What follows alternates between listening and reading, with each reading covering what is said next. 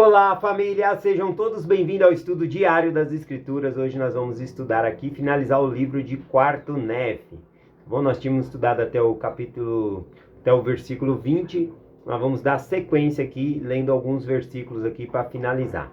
Começando aqui, no versículo 22, diz assim: E aconteceu que 200 anos se tinha passado, e a segunda geração também havia morrido toda, com exceção de alguns poucos. O que estava acontecendo aqui? Aproximadamente 200 anos eles tiveram de paz, não havia contenda entre eles, eles eram um povo que vivia a lei da consagração, procuravam tomar o nome de Cristo sobre si, mas depois desse tempo começou então a muitos tomar o nome de lamanitas, já não queriam fazer convênio com o Senhor. E daí para frente começou a haver uma pequena parte de pessoas que eram iníquas na terra. Então,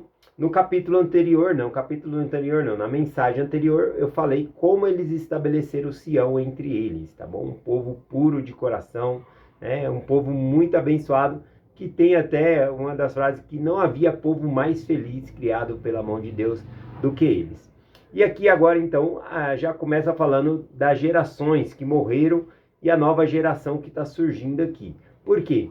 Os novos pais que estavam surgindo, eles já não acreditavam tanto e não passaram esses ensinamentos para os filhos. E aí, então, a gente vai ver isso nesse capítulo aqui.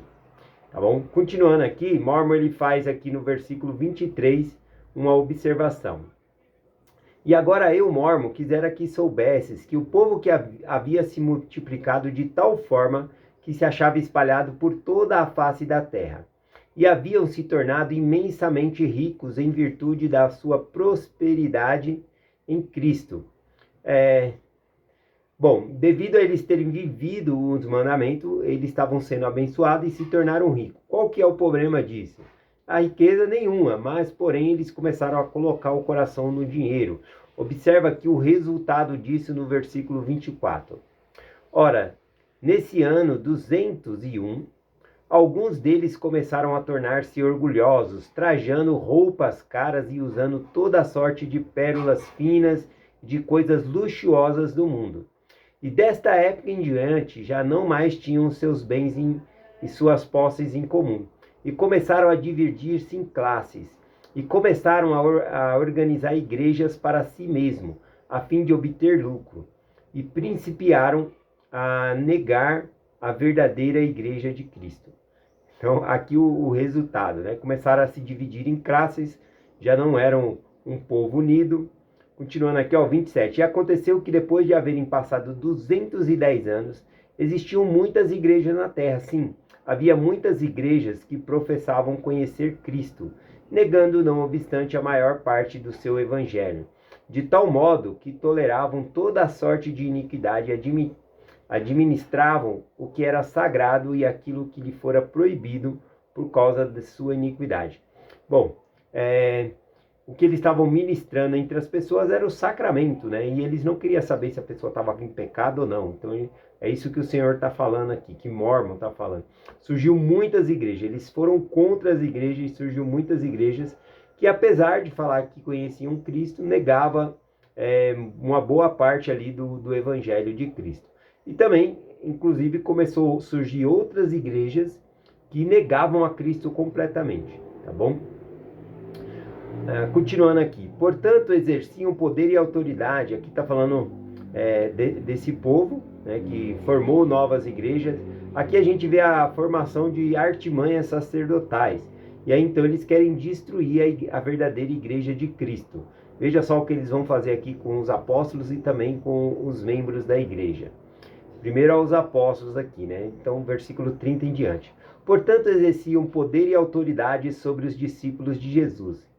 E permaneceram com eles e atiraram-lhe nas prisões. Mas pelo poder da palavra de Deus, que estava neles, as prisões rachavam-se ao meio, e eles saíram, fazendo grandes milagres entre o povo. Bom, nós temos o testemunho de vários profetas, apóstolos que foram mortos. Porém, aqui, a gente sabe que existia aqui os 3 que não poderiam ser mortos. Então, a esses aqui não adiantava tentar matá-los, que eles não seriam mortos, né? Porque eles permaneceriam na terra. Foi o pedido deles ao Senhor aqui. E aí então vemos aqui várias coisas que foram fazendo com eles. Por exemplo, jogou na prisão, as prisões rachavam e eles saíram. Continuando do 31 em diante.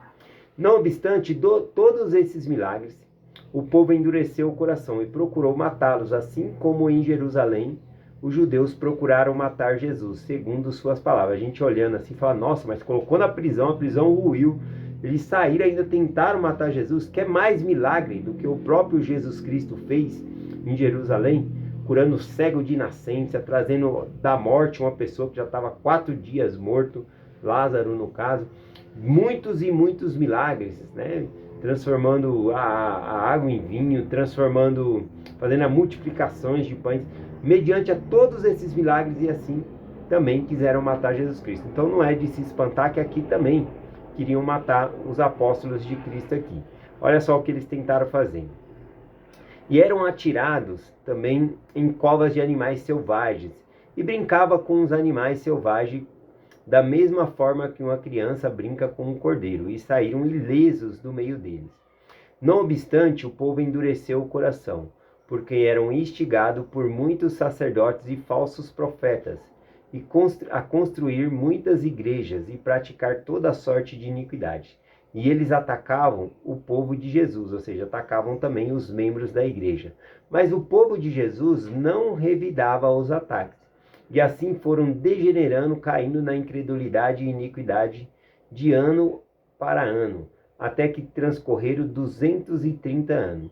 E então aconteceu que nesse ano, sim, no 231º ano, houve uma grande divisão entre o povo. E aconteceu que nesse ano surgiu um povo que recebeu o nome de Nefitas, e eles eram os verdadeiros crentes em Cristo. E haviam entre eles os lamanitas, que chamavam-se jacobitas, josefitas, zoramitas, portanto os verdadeiros crentes em Cristo e os verdadeiros adoradores de Cristo, entre os quais se achavam os 3 discípulos, né, os 3 nefitas aqui, que deveriam permanecer.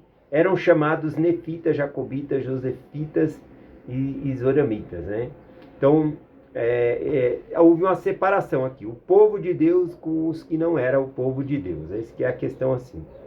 Versículo 38. E aconteceu que os que se recusavam a obedecer o evangelho eram chamados lamanitas, lemoanitas, ismaelitas, e eles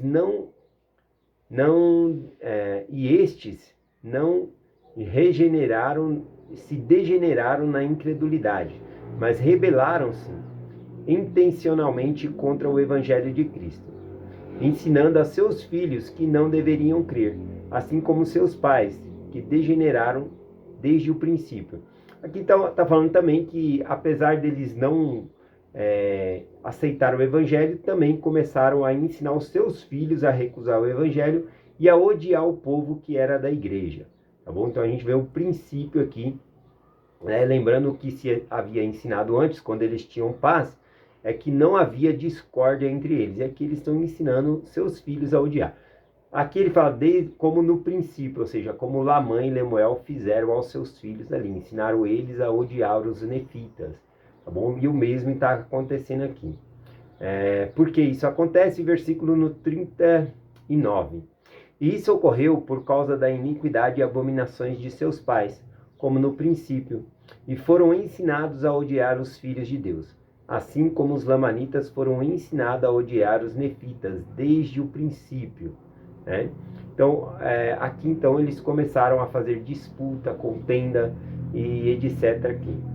E aconteceu que 244 anos se haviam passado, e esta era a situação do povo. E a parte iníqua do povo fortaleceu-se, vindo a ser mais numeroso do que o povo de Deus. Então aqui os frutos maus sobrepujaram os frutos bons. Né? Então a gente consegue ver aqui a alegoria das oliveiras sendo cumprida. Né? Os frutos maus sobrepujaram os frutos bons. Havia mais gente ruim na terra do que os cristãos. Tá bom? E aconteceu que a parte iníqua do povo começou a estabelecer juramentos e combinações secretas de Gadianton. Novamente voltando aqui o bando de Gadianton, né? E aqui também no versículo 43 menciona que até o povo de Deus, eu vou ler o versículo 43, estão se tornando como o mundo, né? Iníquo assim como os que não pertenciam à igreja. E também o povo que era chamado povo de Nefe, começou a tornar-se orgulhoso em virtude de suas grandes riquezas, e tornaram-se vaidosos como seus irmãos os lamanitas. Aqui já não dava mais para ver a diferença, né? Quem era crente e quem não era, né? Será que os crentes estão igual às pessoas no mundo? Será que a pessoa olhando para mim enxerga eu um servo de Deus ou está me enxergando como enxerga todas as outras pessoas? Olha o versículo 45 aqui, ó, trazendo novamente esse contraste. E aconteceu que depois de passado 300 anos, tanto os nefitas como os lamanitas se haviam tornado extremamente iníquos. Já não dava para ver quem era crente e quem não era, porque os crentes agiam igual quem não é crente. Esse era o problema aqui que estava havendo. Finalizando aqui, versículo 48 e o versículo 49 finaliza o capítulo. Diz assim: E aconteceu que, passado 320 anos, Amaron, compelido pelo Espírito, escondeu os registros que eram sagrados. Sim, todos os registros sagrados que tinham sido transmitidos de geração em geração, os quais eram sagrados, até o 320º ano depois da vinda de Cristo, e ocultou-os para o Senhor, a fim de que pudesse chegar novamente aos remanescentes da casa de Jacó, segundo as profecias e promessas do Senhor. E assim termina o registro, né?